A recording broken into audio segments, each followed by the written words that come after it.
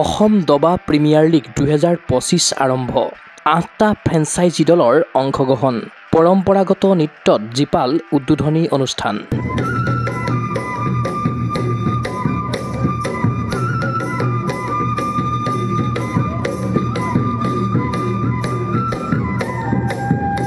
শনিবাৰৰ পৰা দুদিনীয়াকৈ গুৱাহাটীৰ হোটেল লিলিত অনুষ্ঠিত হৈছে অসম দবা প্ৰিমিয়াৰ লীগ 2025। অসম দবা সন্থাৰ উদ্যোগত প্ৰথমবাৰৰ বাবে আয়োজিত এই লীগত অংশগ্ৰহণ কৰিছে 8টাকৈ ফ্ৰেঞ্চাইজি দলে। 8টা দলত আছে মুঠ 56 গৰাকী নিলামত ক্ৰয় হোৱা প্ৰতিভাসম্পন্ন দবাৰু। তদুপৰি এই লীগত সমাৱেশ ঘটিছে কেইবাগৰাকীও IM আৰু গ্ৰেণ্ড মাষ্টাৰৰ। প্ৰথম সংস্কৰণৰ এই লীগত অংশগ্ৰহণ কৰা দলসমূহ হ'ল ক্ৰমে অসম ৰাইন'জ চেকমেট, চেভয় checkmate, Ranchi capitals, 91 years club, BTR warriors, edu hub checkmate, Kalinga warriors আৰু নাইট মুভাৰ।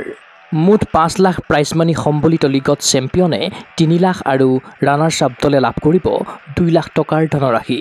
শনিবাৰে উদ্বোধনী অনুষ্ঠানত উপস্থিত থাকিল সৰ্বভাৰতীয় দবা সন্থাৰ CEO অজিত কুমাৰ বৰ্মা, অসম ৰাইন'জ চেকমেটৰ স্বত্বাধিকাৰী সঞ্জীৱ নাৰায়ণ, অসম দবা সন্থাৰ উপদেষ্টা মুকুতা ডেকা, সম্পাদক ৰাজীৱ ধৰৰ উপৰি বিভিন্ন ফ্ৰেঞ্চাইজি দলৰ স্বত্বাধিকাৰীসকল। লীগত অংশগ্ৰহণ কৰা 8টা দলৰ খেলুৱৈক শুভকামনা জনালে অসম ৰাইন'জ চেকমেটৰ স্বত্বাধিকাৰী সঞ্জীৱ নাৰায়ণে। খুব ভাল পদক্ষেপ, নতুনকৈ খেল অৰ্গেনাইজ কৰিছে। ইণ্ডিয়াত নোহোৱা বস্তু এটা অসমত কৰিছে আছাম চেছ প্ৰিমিয়াৰ লীগ। গতিকে মোক যেতিয়া টীম ল'বলৈ ক'লে মই এগ্ৰী কৰিলোঁ। যদিও মোৰ টীম আছে, মই বিচাৰোঁ প্ৰত্যেক 8টা টীম আৰু ভাৰতৰ পৰা যিবোৰ খেলুৱৈ আহিছে প্ৰত্যেকটা খেলুৱৈক মই শুভেচ্ছা জনাইছোঁ আৰু খুব ধুনীয়া অৰ্গেনাইজ কৰিছে। এইটো আৰম্ভণি, ইয়াৰ পিছত এই যাত্ৰা ক'লৈকে গুচি যাব কোনো নাজানো। খেলবিলাক চব সদায় সৰুৰ পৰাই ষ্টাৰ্ট হয় আৰু তাৰপিছত ডাঙৰ হৈ যায়। আৰু মই শুভেচ্ছা জনাইছোঁ, অৰ্গেনাইজাৰকো শুভেচ্ছা জনাইছোঁ আৰু আশা কৰিছোঁ এই খেলো খুব ডাঙৰ হ'ব, ভাৰতৰ ভিতৰত নাম হ'ব যেন এই খেলত। অসম ৰাইন'জ আমাৰ টীমৰ নাম, অসম ৰাইন'জ। যিহেতু আমাৰ কামবিলাক বিজনেছবিলাক মেক্সিমাম অসমৰ নামেদিয়ে চলে, গতিকে অসম ৰাইন'জ আমি নামটো দিছোঁ টীম। আৰু বাহিৰৰ প্লেয়াৰ্ছো আছে আমাৰ টীমত আৰু লগতে অসমৰ প্লেয়াৰো আছে।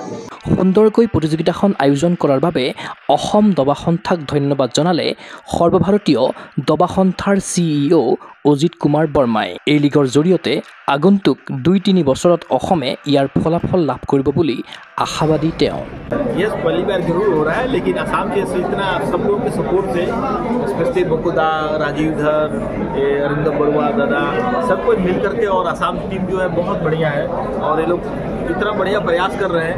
इसका रिजल्ट तो आएगा 2-3 साल में जरूर देखेंगे आप सभी लोग।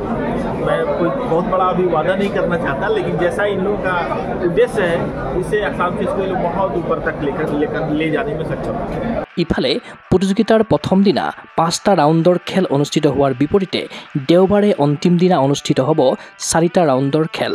দেওবাৰে আবেলি 4 বজাত অনুষ্ঠিত হ'ব অসম দবা প্ৰিমিয়াৰ লীগ 2025ৰ সামৰণি অনুষ্ঠান।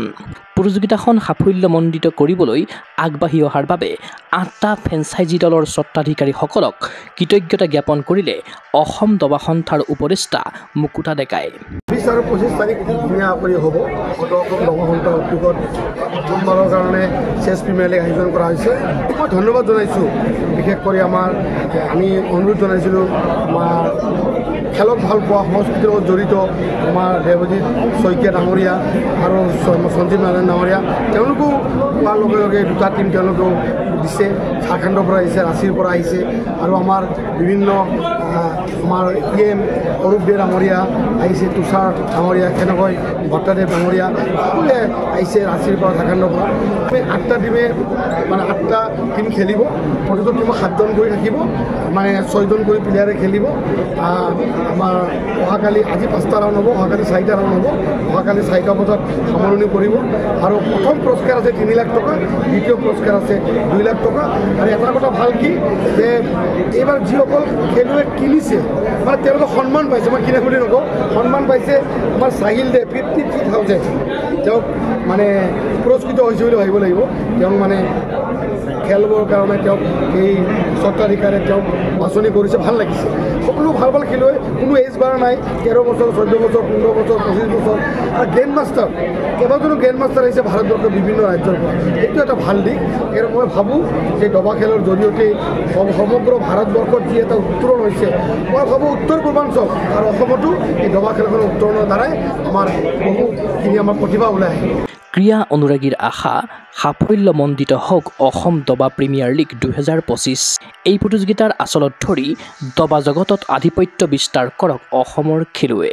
চিন্ময় বৰাৰ প্ৰতিবেদন, গগো স্পৰ্টছ এনে। ফিজিকেল এডুকেশ্যন বিষয়ত ডিগ্ৰী পাঠ্যক্ৰমৰ কাৰণে অসম তথা উত্তৰ পূৰ্বাঞ্চলৰ প্ৰথমখন শিক্ষানুষ্ঠান অভিৰুচি ইনষ্টিটিউট অৱ ফিজিকেল এডুকেশ্যন।